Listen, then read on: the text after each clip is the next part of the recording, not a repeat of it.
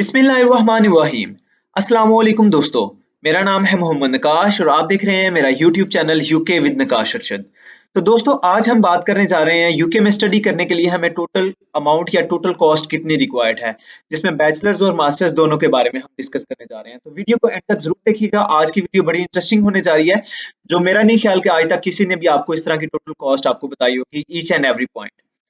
तो दोस्तों इसमें मैं कुछ पॉइंट्स डिस्कस करूंगा, जैसे यूनिवर्सिटी फी होगी, आपकी अकोमोडेशन होगी, इंश्योरेंस फीस, वीजा फीस, आपको कितनी बैंक स्टेटमेंट रिक्वायर्ड है, आपने टीबी टेस्ट कैसे देना है, आइट्स वगैरह, और आपको एयर टिकट या आपको साथ ले जाने के लिए कितनी अमाउंट रिक्वायर्ड है। तो ये सारी चीजें मैं इस वीडियो में डिस्कस करूंगा। तो सबसे पहले दोस्तों आ जाती है आपकी यूनिवर्सिटी की फी। तो दोस्तों यूनिवर्सिटीज की फीस आपकी स्टार्ट होती है यूनिवर्सिटीज में 12,000 से ऑनवर्ड, लाइक ये आपकी मैक्सिमम 24,000 25,000 पाउंड्स पर एनम तक दी जाती हैं। लेकिन जो एवरेज फीसिस हैं यूके में यूनिवर्सिटीज की, वो स्टार्ट होती हैं आपकी 14,000 15,000 या एवरेज कह लें आप 16,000। तो कुछ यूनिवर्सिटीज हैं जैसे बीपीपी या you law, university of law, जिनकी फीस जो है वो 12,500 इसके अराउंड है। और मैंने एवरेज आपको किसी यूनिवर्सिटी की कॉस्ट मैंने आपको बताई है वो 14,000 है। इसमें दोस्तों आ जाती है आपने फीस पे कैसे करनी है। अगर आप मास्टर्स के लिए अप्लाई करने जा रहे हैं दोस्तों, या बैचलर्स के लिए, दोनों की रिक्वायरमेंट पर ईयर के हिसाब से होती है। इसमें आपको इनिशियल डिपॉजिट देना पड़ता है। Initial deposit most of the universities they required 50% from from any student, ठीक है। जिसमें लेट्स सपोज अगर आपकी टोटल कॉस्ट, आपकी टोटल फीस 14,000 है, तो आपको 7,000 पे करना पड़ेगा। लेकिन लेट्स सपोज अगर आप किसी कंसल्टेंट के पास जाते हैं, वो आपको ट्रैप करने की कोशिश करेंगे कि ये यूनिवर्सिटी, ये आपको इधर आपको 2,000 पे करना है, ये इधर आपको 3,000 पे करना है।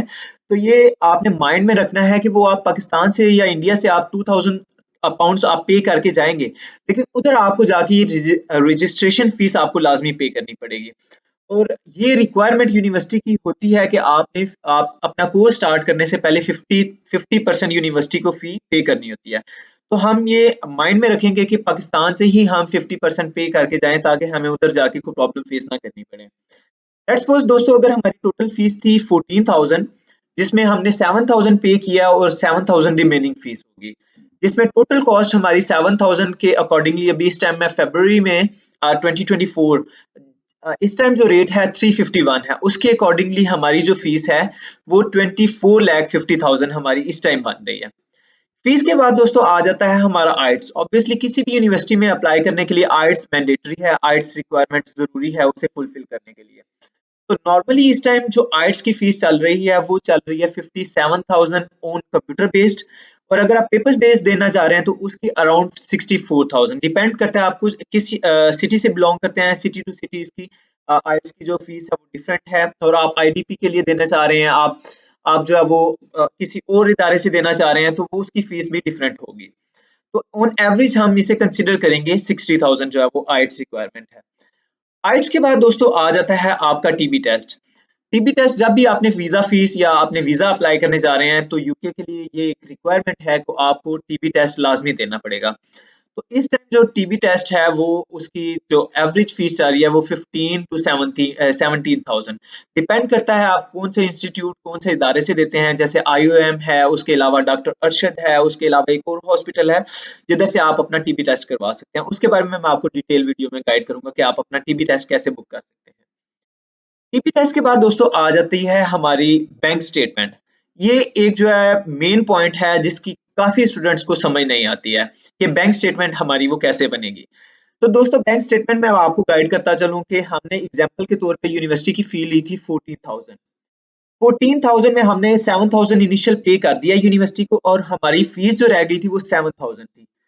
यानी कि 7,000 हमारी यूनिवर्सिटी की फी रिमेनिंग है, प्लस हमारे लिविंग एक्सपेंसेस हैं। लिविंग एक्सपेंसेस दो तरह के होते हैं, जिसमें मैं आपको नेक्स्ट स्लाइड में मैं आपको बताऊंगा, एक इनसाइड लंदन और एक आउटसाइड लंदन। तो इनसाइड लंदन या आउटसाइड लंदन, उनके एक्सपेंसेस प्लस रिमेनिंग फी, इनको प्लस करके हमारी जो है वो टोटल बैंक स्टेटमेंट रिक्वायर्ड होगी। अब इस स्लाइड में मैं आपको गाइड करूंगा कि इनसाइड लंदन और आउटसाइड लंदन में वो कैसे बनेगी। अब लेट्स सपोज अगर हम इनसाइड लंदन की बात करने जा रहे हैं दोस्तों, इनसाइड लंदन हमें पर मंथ जो है वो 1334 पाउंड्स पर मंथ रिक्वायर्ड हैं, जो कि अगर आपका मास्टर्स का कोर्स है तो मास्टर्स के कोर्स के लिए हमें 9 मंथ की हमें रिक्वायरमेंट है बैंक स्टेटमेंट जो लिविंग एक्सपेंसेस हैं। तो 9 मंथ्स की हमारी ओवरऑल जो कॉस्ट आएगी वो 12,006 पाउंड जो है वो पर एनम जो पर कोर्स जो है मास्टर्स के लिए वो रिक्वायरमेंट होगी। तो इसकी हम दे सकते हैं कि जो लिविंग एक्सपेंसेस हैं 12,006 पाउंड है और रिमेनिंग फीस थी हमारी 7,000। तो टोटल हमारी जो कॉस्ट आ जाएगी वो आ जाएगी 19,006 पाउंड, यानी कि ये इनसाइड लंदन की है हमारी जो है वो बैंक स्टेटमेंट हमें रिक्वायर्ड है। उसके बाद आ जाते हैं दोस्तों हमारी आउटसाइड लंदन। आउटसाइड लंदन में हमें जो रिक्वायर्ड है वो 1023 पाउंड्स है multiply by 9, as I already explain you के 9 मंथ्स के लिए रिक्वायरमेंट है, तो इसकी जो हमारी टोटल कॉस्ट आएगी वो 9,207 पाउंड रिक्वायर्ड है living expenses for outside London. और इसमें हमारी remaining fees as it is 7,000 remaining होगी और टोटल हमारी कॉस्ट इसमें आ जाएगी 16,207। तो ये हमारी इनसाइड और आउटसाइड लंदन जो है वो हमारी लिविंग एक्सपेंसेस या हमारी टोटल बैंक स्टेटमेंट इस तरह हमारी कंसीडर होगी। अब इसमें मैं आपको बता देता हूँ कि टोटल जो बैंक स्टेटमेंट है, लेट्स सपोज अगर आपकी 19,000 थी, मैं लेट्स सपोज कंसीडर करता हूँ क्योंकि most of the students they consider London universities, तो हम लंदन को लेके चलेंगे कि 19,006 पाउंड हमारी रिक्वायरमेंट थी। और हम इस टाइम जो बैंक स्टेटमेंट, इस टाइम जो पाउंड का रेट है वो 351 है, लेकिन हमने हमेशा बैंक स्टेटमेंट जो है वो 30 या 40 पाउंड जो है वो 30 या 40 रुपए एक्स्ट्रा रख के हमने बैंक स्टेटमेंट बनवानी है। तो लेट्स सपोज हम 380 के अकॉर्डिंगली हम अपनी बैंक स्टेटमेंट लिखवाने जा रहे हैं, तो उसमें हमारी 72,20,000 हमारी जो है वो रिक्वायरमेंट होनी चाहिए बैंक स्टेटमेंट, जो 29 डेज के लिए मैच्योर होनी चाहिए। और लेट्स सपोज अगर आपकी अपनी बैंक स्टेटमेंट है फिर तो आपको किसी भी फीस वगैरह आपको फीस नहीं पे करनी पड़ेगी, आप अपनी बैंक स्टेटमेंट शो करवा सकते हैं। लेकिन अगर आप किसी इन्वेस्टर से बाय करने जा रहे हैं तो जो नॉर्मली रेट चार्ज होता है वो 3.5 या 4% जो है वो पर मंथ चार्ज करते हैं इन्वेस्टर आपसे। तो अगर आप 4% के हिसाब से आप उन्हें पे कर रहे हैं तो आपको मिनिमम जो है वो 2 मंथ के लिए बैंक स्टेटमेंट रिक्वायर्ड है, आपको कैश अप्लाई करने के लिए और वीजा अप्लाई करने के लिए। आपको ओवरऑल जो है वो 2 मंथ से ज्यादा भी हो सकते हैं, लेकिन नॉर्मली जो है वो 2 मंथ के लिए रिक्वायर्ड होती है।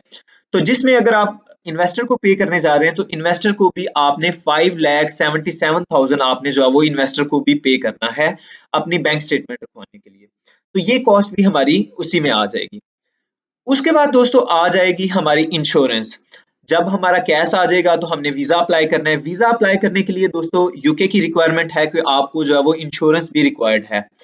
तो इंश्योरेंस दोस्तों इस टाइम जो पर एनम इंश्योरेंस चल रही है स्टूडेंट्स के लिए वो चल रही है 776 पाउंड पर ईयर, जिसमें अगर आप मास्टर्स के लिए अप्लाई करने जा रहे हैं तो मास्टर्स का कोर्स तो 1 ईयर का होता है, लेकिन आपको वीजा जो है वो 16 मंथ्स का मिलता है। क्योंकि लेट्स सपोज अगर आप किसी सब्जेक्ट में फेल हो गए हैं तो वो आपको 4 मंथ्स एडिशनल देते हैं ताकि आप अपने जो कोर्स है उसे आप कवर अप कर सकें। तो 16 मंथ्स का आपकी जो है वो इंश्योरेंस काउंट होगी 1034 पाउंड जो है वो आपकी मास्टर्स के लिए। और अगर आप बैचलर्स के लिए अप्लाई करने जा रहे हैं, बैचलर्स की आपको जो है वो 2586 पाउंड जो है वो आपको बैचलर्स की आपको इंश्योरेंस रिक्वायर्ड होगी। उसके बाद दोस्तों आ जाएगी हमारी वीजा एप्लीकेशन। ऑब्वियसली जब हमारा कैश आ जाएगा उसके बाद हमने वीजा भी अप्लाई करना है। इंश्योरेंस तो फीस हमने पे कर दी, उसके अलावा हमारी वीजा फी भी पे होगी। तो आजकल जो स्टैंडर्ड फी है वो चल रही है 490 पाउंड। और अगर आप प्रायोरिटी बेसिस पे भी अप्लाई करना चाह रहे हैं, प्रायोरिटी बेसिस का आपको 3 to 5 डेज में आपका रिजल्ट आ जाता है।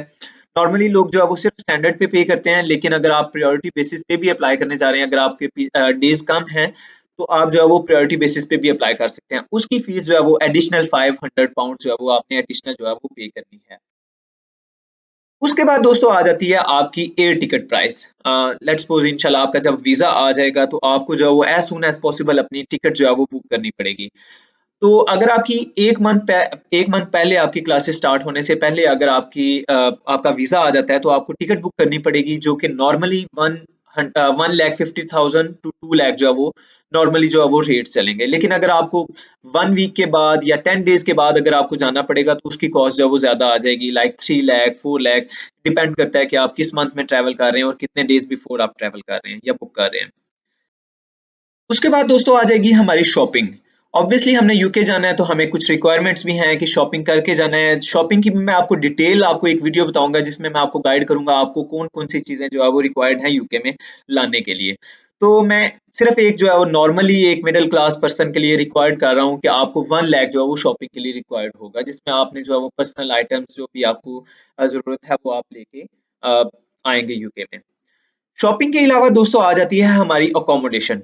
अकोमोडेशन में आपको दोस्तों आपको सजेस्ट करूंगा कि आप जो है वो यूनिवर्सिटी अकोमोडेशन को प्रेफर करें। आप यूनिवर्सिटी के अकोमोडेशन को प्री बुक करें उधर से ही, पाकिस्तान से ही, जो कि नॉर्मली आपको एवरेज कॉस्ट करती है। लेकिन अगर आप जो है वो नहीं उधर से प्री बुकिंग नहीं करके आते तो आपको जो है वो इनसाइड लंदन और आउटसाइड लंदन के मैं रेट्स बताता चलूं तो इस टाइम जो इनसाइड लंदन में आपके नॉर्मली जो रेट्स चल रहे हैं वो शेयरिंग में चल रहे हैं 400 टू 450, डिपेंड करता है आपकी अकोमोडेशन के।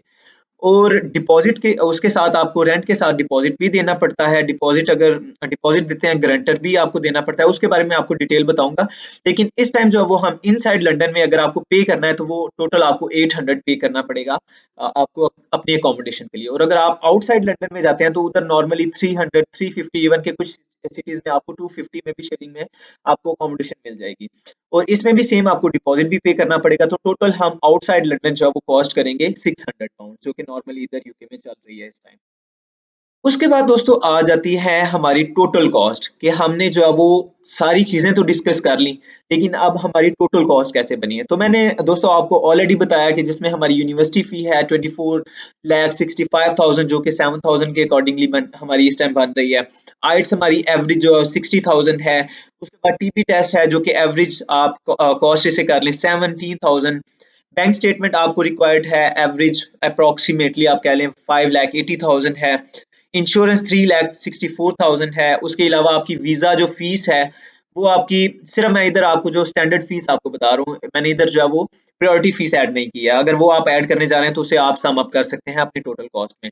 तो वो जो है हमारी आ जाएगी 1,75,000। उसके बाद हमारी एयर टिकट प्राइस जो मैं एवरेज कॉस्ट कर रहा हूँ 2 लाख है। शॉपिंग आपने की वो 1 लाख की हो गई। और उसके बाद हमने अकोमोडेशन बुक की है जो कि 800 इनसाइड लंदन की अगर मैंने काउंट किया तो वो 2,80,000 जो कि हमें रिक्वायर्ड है।